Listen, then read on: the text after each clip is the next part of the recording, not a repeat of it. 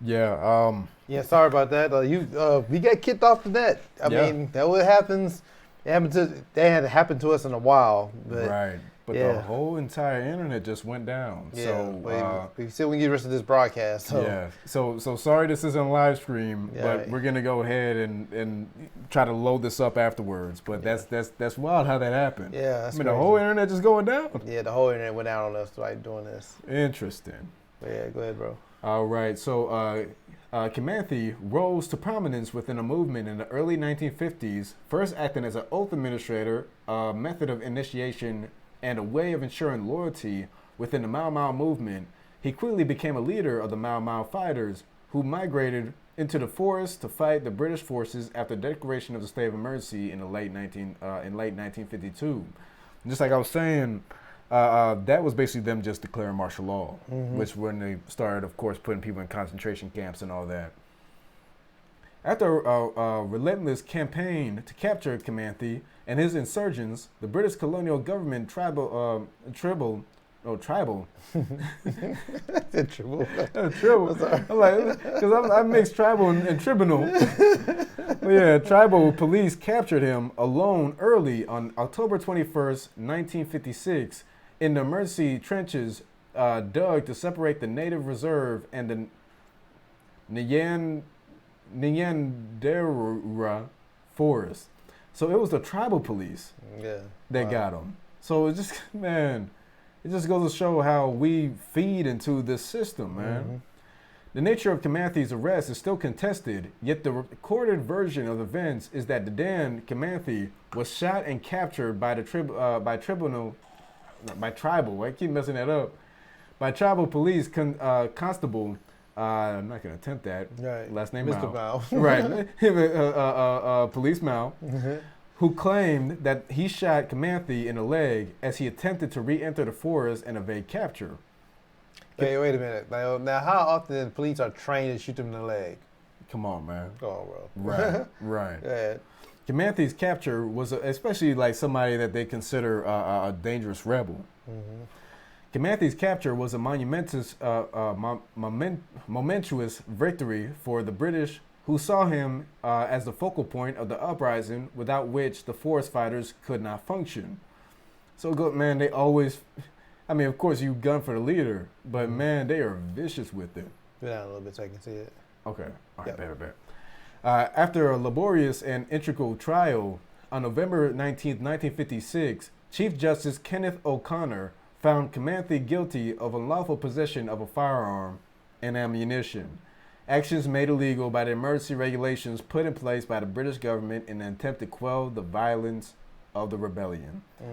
So instead of they found anything they could use in order to get him caught up. And look what they do next. On November 19th, 1956, the Supreme Court of Kenya in Nyeri, the colonial government sentenced Kamanthi to death. In the early hours of the 18th of February, 1957, Kamanthi was hanged to death at Committee Prison, and according to documentation, buried within its grounds. They didn't have a proper funeral with his family or anything? No, none of that. The exact location of his grave has never been found. Wow. The British government's decision to execute Kamanthi for such a minor charge, because it wasn't even like they for anything else, it was for the gun charge, was fueled by desperation to eradicate the Mau Mau rebellion. Since Kamanthi was such a fervent, famous anti-colonialist, his death could stand as a warning. To this day, Kamanthi remains an icon of the Mau Mau rebellion. Wow. Man, just goes to show how they kill the heroes, man. Well, it lets you know how far they'll go to stay in power. Right, and this was under Her Majesty. Yeah. So let's go to the next one. Now this one was something else. MI6 and the death of Patrice Lumumba. Man, I did not like. Of course, Lumumba was a voracious fighter against the colonial powers, but I did not know how many people were behind his death. How many people, nations, colluded in order to get him out the way. They were shook. A member of the House of Lords, Lord Leah, had written in the London Review of Books saying that shortly before she died, fellow peer and former MI6 officer Daphne Park told him Britain had been involved in the death of Patrice Lumumba, the elected leader of the Congo in 1961, under the Crown. When he asked her whether MI6, man, that is such annoying, MI6, might have something to do with it, he recalls her saying, "We did it. I organized it." During long interviews I conducted with her for the BBC for a book that in part covered MI6 and the crisis in the Congo, she never made the same direct admission, and she has denied that there was a license to kill for the British Secret Service. But piecing together information, man, when I tell you it's late. But piecing together information suggests that while MI6 did not kill the politician directly, it is possible, but hard to prove definitively, that it could have had some kind of indirect role. Daphne Park was the MI6 officer in the Congo at a crucial point in the country's history. She arrived just before the Congo received independence from Belgium in the middle of 1960. Now, just read a couple paragraphs from here. Congo's first elected prime minister was Patrice Lumumba, who was immediately faced with the breakdown of order. There was an army revolt while secessionist groups from the mineral-rich province of Katagna, man, when I tell you these K's and N's, man, made their move, and Belgian paratroopers returned supposedly to restore security. Lumumba made a faithful step. He turned to the Soviet Union for help. This set off panic in London and Washington, who feared the Soviets would get a foothold in Africa, much as they'd done in Cuba. Goodness. In the White House, President Howard held a National Security Council meeting in the summer of 1960, in which at one point he turned to his CIA director and used the words "eliminated" in terms of what he wanted done with Lumumba. The CIA got to work. It came up with a series of plans, including snipers and poison toothpaste, to get, some Wile E. Coyote type stuff, to get rid of the Congolese leader. They were not carried out because the CIA man on the ground, Larry Devlin, said that he was reluctant to see them through. Murder was also on the mind of some in London. A foreign office official called Howard Smith wrote a memo outlining a number of options. The first is the simple one of removing him from the scene by killing him. The civil servant and later head of MI5 wrote of Lumumba. He was ousted from power, but still considered a threat. MI6 had a formal license to kill. However, at various times, killing has been put on the agenda. Never had a formal license to kill. But normally at the behest of the politicians rather than the spies. Anthony Eden, prime minister at the time of Suez, had made it clear that he wanted Nasser dead, and more recently David Owen, and said that as foreign secretary, he had a conversation with MI6 about killing Idi Amin in Uganda, neither of which came into anything. But man, you see how much plotting they were doing. And if they were going to do it, why would they admit it? Right. But in January 1961, Lumumba was dead. Did Britain and America actually kill him? Not directly. He went on the run, was captured, and handed over by the new government to a secessionist group whom they knew would kill him. The actual killing was done by fighters from the Congo along with Belgians, and with the almost certain connivance of the Belgian government, who hated him even more than the American and British. But it goes to show he had people on all sides trying to plot against him. And who knows what different things could have been planned on different levels in order to take him out. Remember the broadcast we did about what the leader in Fidel. Cuba? Yeah. Fidel Castro. And like that long list of plans they have for him to get him. Oh yeah. So I can imagine what a long list when they try to do the Lumumba we don't even aware of. Right, because for them to sit down and contemplate all this and then he ends up dead. You spend time and money like this to maintain power over there. Right, but it goes to show that under the crown, they were planning to kill Lumumba. Yeah. So any uprisings, all these different uprisings going on in Africa, the British crown had a key role in trying to suppress them. And we prove how they use propaganda campaign to initiate some of these things. Exactly. So it's funny because oftentimes you see a lot of black folk immigrating to all these different countries, and they try so hard to have a seat at the table. Now, pardon me, it's interesting because in England, you know, the black culture is a bit different, but you have a lot of them that see themselves almost like Englishmen in a way. But just goes to show, Buckingham Palace banned ethnic minorities from office roles, paper revealed. So it goes to show that even up to now, under Her Majesty's reign, they didn't want to give nobody a seat of power, a seat at the table, as they say. Right. The Queen's courtiers banned colored immigrants or foreigners from serving in clerical roles in the royal household until at least the late 1960s, according to the newly discovered documents that will reignite the debate over British royal family and race. That's why, with the whole thing with Meghan Markle, when she came into when she married into the house and she was complaining about the racism, she knew exactly what she was marrying into. Yeah. And you know she wasn't for the black community, but Yeah. as soon as the racism's directed her way, she complains until they bring her back in, and now everything's dissipated. Man, I challenge you to find a picture of her hanging out with a bunch of black friends. Oh man, yeah. You're gonna you don't hold your breath. Right. I ain't gonna hold mine. Right. The documents also shed light on how the Buckingham Palace negotiated controversial clauses that remain in place to this day, exempting the Queen and her household from laws that prevent race and sex discrimination. Wow.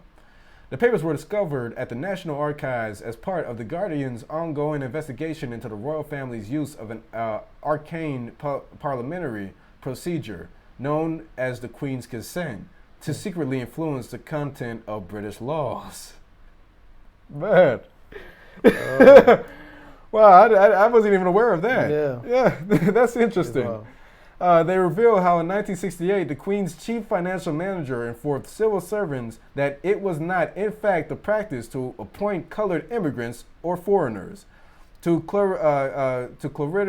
clerical roles in the royal household, although they were permitted to work as domestic servants.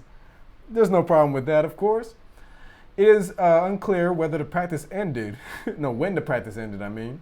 Buckingham Palace refused to answer questions about the ban and when it was revoked, because it might still be around. Right. It said its records showed people from ethnic minority backgrounds being employed in the 1990s. Wow. It added that before the decade, it did not keep records on the racial backgrounds of employees. Come on. They didn't need to, because they're all white. Right.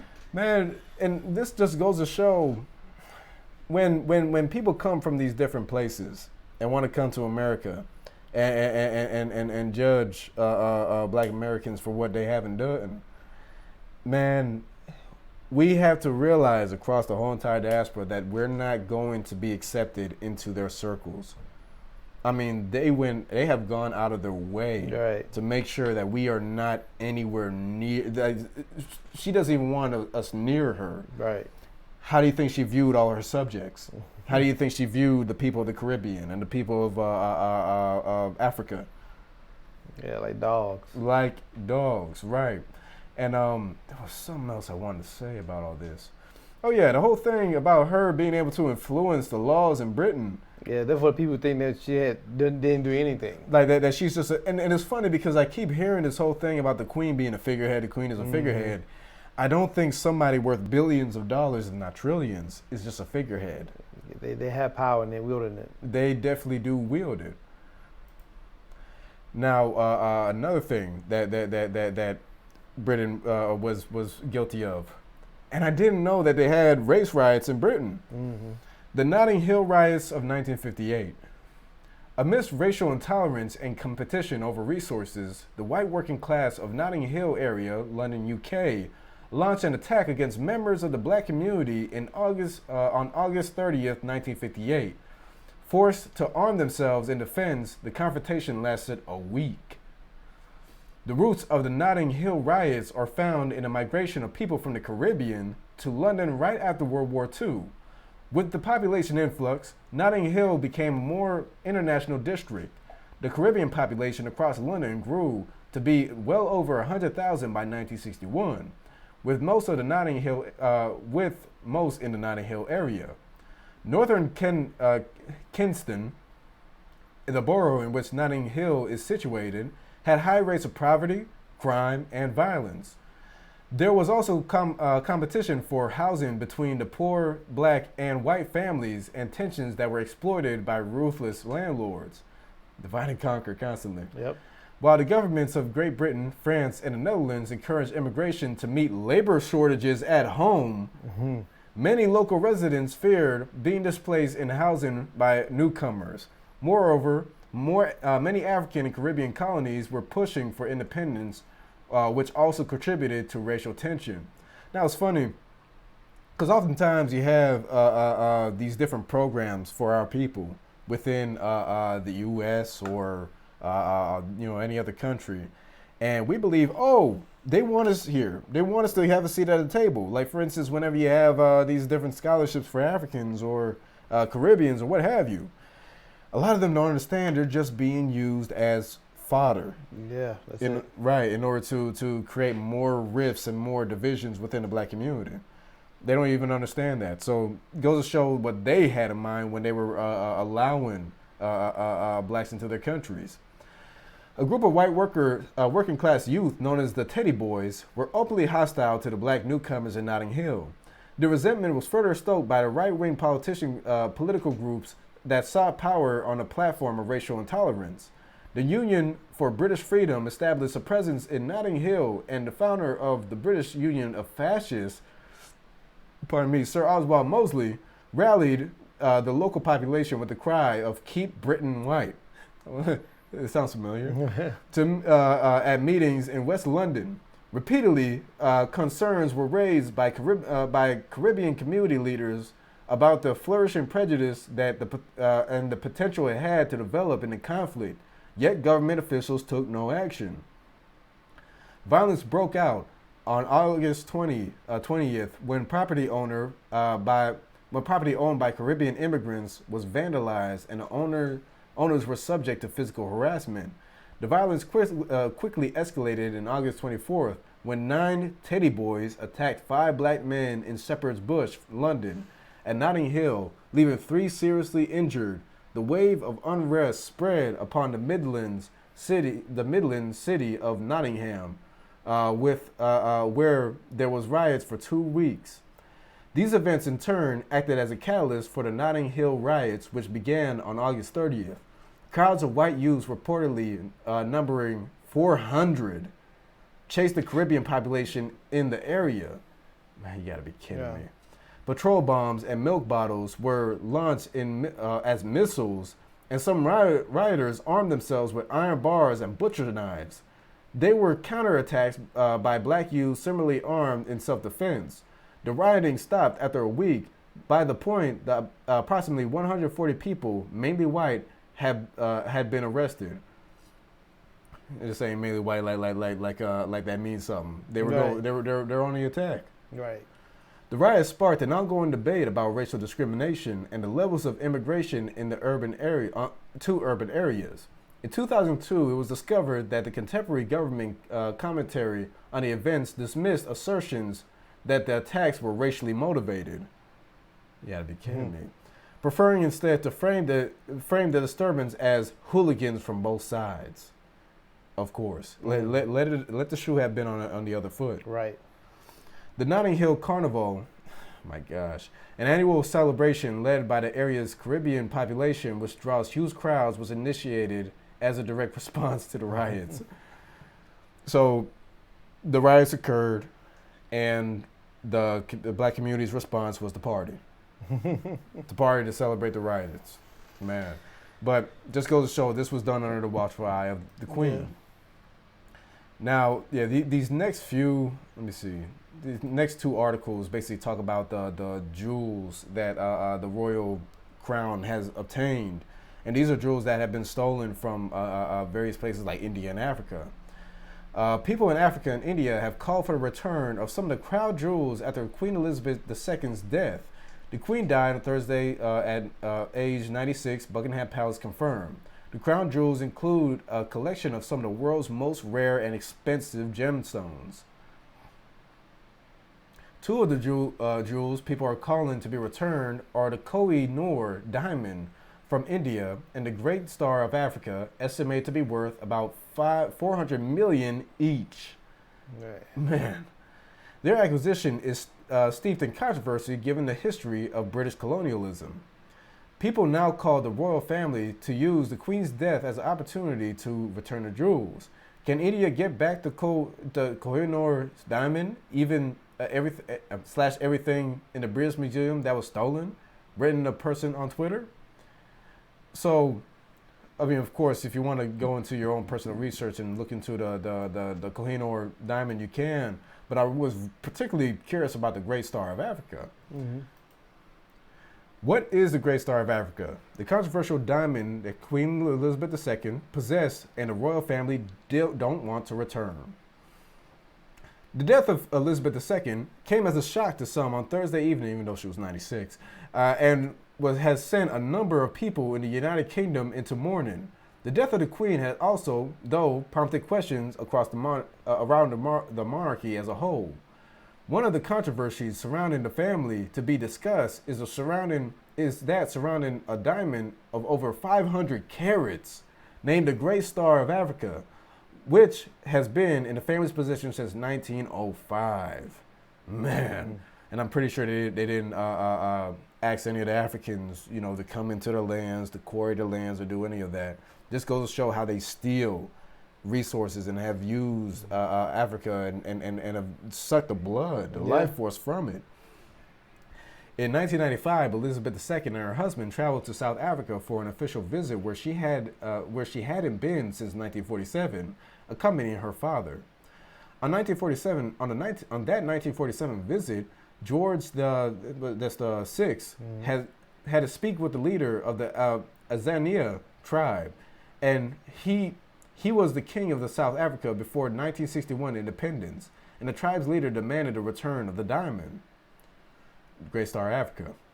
The 516-carat diamond that has been in the possession of the royal family for a long time. We have to go back to January 25th, 1905. On that date, the world's largest rough diamond was found. It was named Cullinan in honor of Thomas Cullinan, president of Premier Mine, who mined it.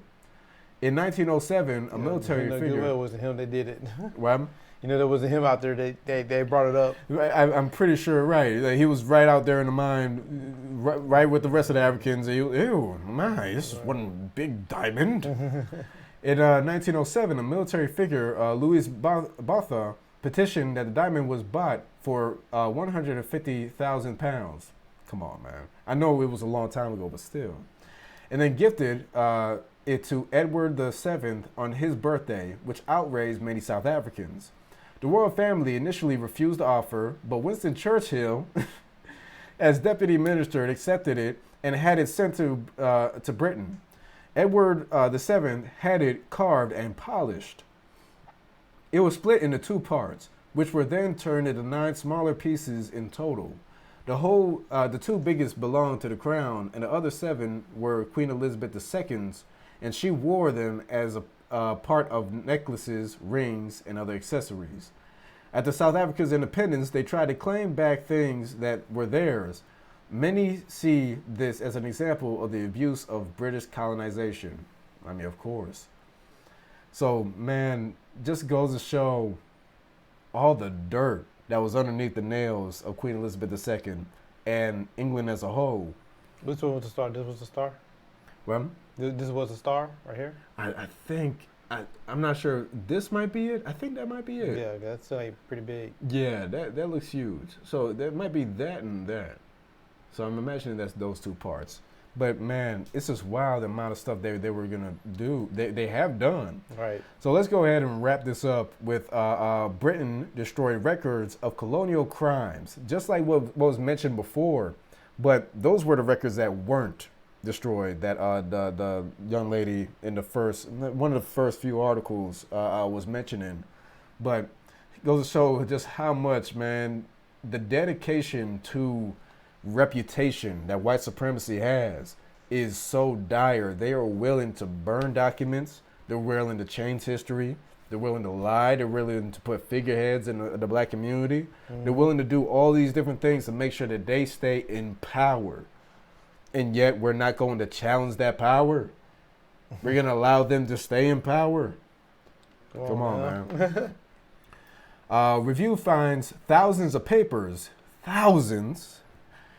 detailing shameful acts were culled while others were kept secret illegally. Thousands of documents detail some of the most shameful acts and crimes committed during the final years of the British Empire were systematically destroyed to prevent them falling into the hands of post-independence governments, and official review had concluded. So they didn't want any of these governments to have dirt on them. Those papers that survived the purge were flown discreetly to Britain, where they were hidden for 50 years in the secret Foreign Office archive, beyond the reach of historians and members of the public, and in breach of legal obligations for them to be transferred into the public domain. The archive came to light last year when a group of Kenyans detained and allegedly tortured during the Mau Mau Rebellion won the right to sue the British government, praise God, and the Foreign Office promised to release the 8,800 files from 37 former colonies held at the highly secure Government Communications Center in Hanslope Park in Buckinghamshire. See how much? Let me see. Honestly, I feel like you kind of get the gist from that. But let's read this paragraph here. The papers of Hanslope Park include monthly intelligence reports on the elimination of the colonial authorities' enemies in 1950s Malaya, records showing ministers in London were aware of the torture and murder of Mau Mau insurgents in Kenya, including a case of a man said to have been roasted alive, and papers detailing the lengths to which the UK went to forcibly remove islanders from Diego Garcia in the Indian Ocean. So, as well, I'm hoping that we're able to get some of these links in the description. Yeah. But man, the amount of wickedness that was done by the Queen of England. And that's the tip of the iceberg. I mean, it's a lot more. Man, that's one thing that really kind of blew my mind about all this was the fact that we had to cut down a lot. Yeah. We had to cut down a lot in order to make this broadcast go over for what, an hour 30. Yeah. Yeah, total, if you include two parts. Yeah. Whenever we have two parts, it's because one of them was cut off. Yeah, and then you got kicked off the whole internet. Right, talking about this. But man, it just goes to show, man, coons are going to be coons. And anybody that is mourning the death of this foul wretch is, man, we're sick. Yeah. Our people are really sick, man, and we really need more information. We need like things like these to kind of. Like Malcolm X said, don't let the enemy teach your child. So, man, right. They only teaching the kids from their narrative. Right. They wouldn't know how to question this. And another thing that's important, man, is like what you said. Don't let the enemy teach your child. But also, oftentimes we haven't been taught critical thinking. We haven't been taught how to research. And so anybody's able to come with any kind of idea, any kind of doctrine, any kind of conspiracy, and we'll cling on to it. Mm-hmm. And so many times, and mind you, these things that we showed you are true conspiracies. Now, these are actual conspiratorial things that the government of England, under the rule of Queen Elizabeth II, has done across the world.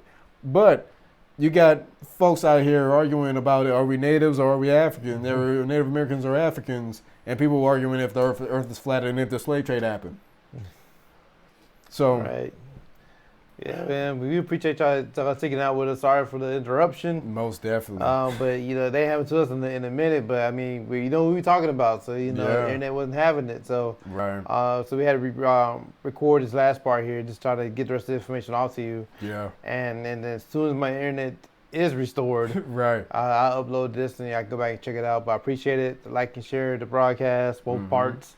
And you can catch us this Thursday. Y'all went on the lunch break. Oh yeah, most definitely. On 60s.net. So It's definitely gonna be check them out. fun. Yeah, Yeah. so definitely. Anything else? Just stay vigilant, family. All right, y'all. You have a good night. Shalom. Shalom. Good night, family.